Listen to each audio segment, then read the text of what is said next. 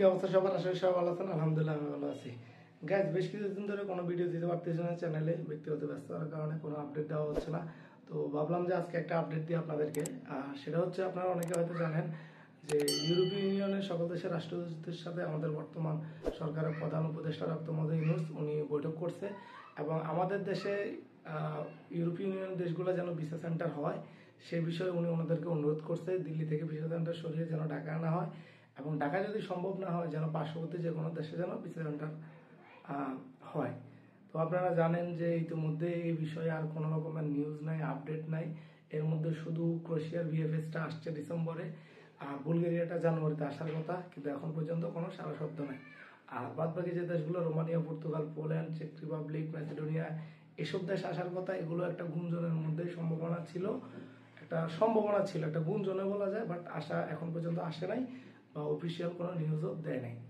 তো আজকে একটা অনলাইন পোর্টাল barter1report.com যেটা বললো যে ইউরোপিয়ান ইউনিয়নের দেশগুলোর ভিসা সেন্টার দিল্লি থেকে সরিয়ে ঢাকা আনার বিষয়ে কোনো সাড়া নেই কেন, এটা নিয়ে বিস্তারিত একটা ভিসা অফিস খোলা যথেষ্ট ব্যয়বহুল এবং সময় সাপেক্ষ ব্যাপার। সেক্ষেত্রে কোনো দেশের স্বার্থ বাংলাদেশের সাথে যথেষ্ট অর্থবহ না হলে তারা নতুন বা বিকল্প ভিসা সেন্টার বাংলাদেশে করতে আগ্রহী না।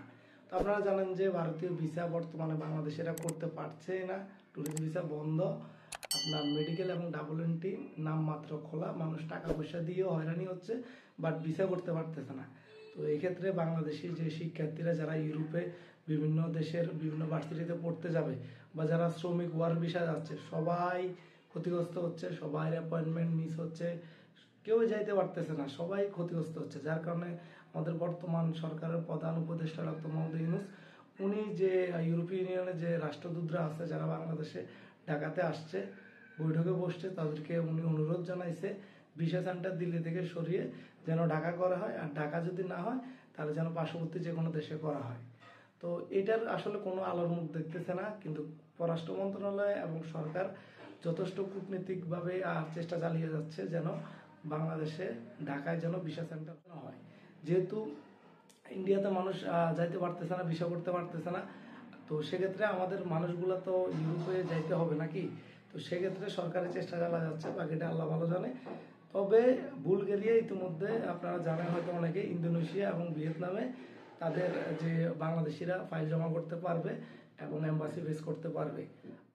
সেক্ষেত্রে থাইল্যান্ড, ভিয়েতনাম থেকে যারা রোমানিয়া স্টুডেন্ট ভিসা পড়তে যাবে তারা আবেদন করতে পারবে, এবং বুলগেরিয়া যারা স্টুডেন্ট ভিসা পড়তে যাবে তারা পাকিস্তান, কাজাকিস্তান এবং ভিয়েতনামে তাদের ফাইল জমা করতে পারবে, এবং ব্যাংকক থেকে ভিসা দিবে কাজাকিস্তানের। তো গাইজ, এখন আমাদের দেশে যদি আপনারা জানেন, যদি ভিসা সেন্টার দিল্লি থেকে সরিয়ে না আসে, আমাদের দেশে যে মানুষগুলো এতদিন ধরে আশায় বুক বেঁধে বসে আছে যে ঢাকাতে ভিসা সেন্টার হবে, ইউরোপীয় দেশগুলো আসবে, রোমানিয়া, পোল্যান্ড, ম্যাসিডোনিয়া, চেক রিপাবলিক, পর্তুগাল, এই দেশগুলো আসবে, বিশেষ করে বুলগেরিয়া, এই দেশগুলোর অপেক্ষায় ছিল। বাট আনফর্চুনেটলি এটা এখন পর্যন্ত আশার আলো দেখছে না। আমরা আবারও ব্যর্থ হলাম, আবারও হতাশ হলাম, কিন্তু আমাদের সরকারে এই বিষয়ে যথেষ্ট চেষ্টা চালিয়ে যাচ্ছে।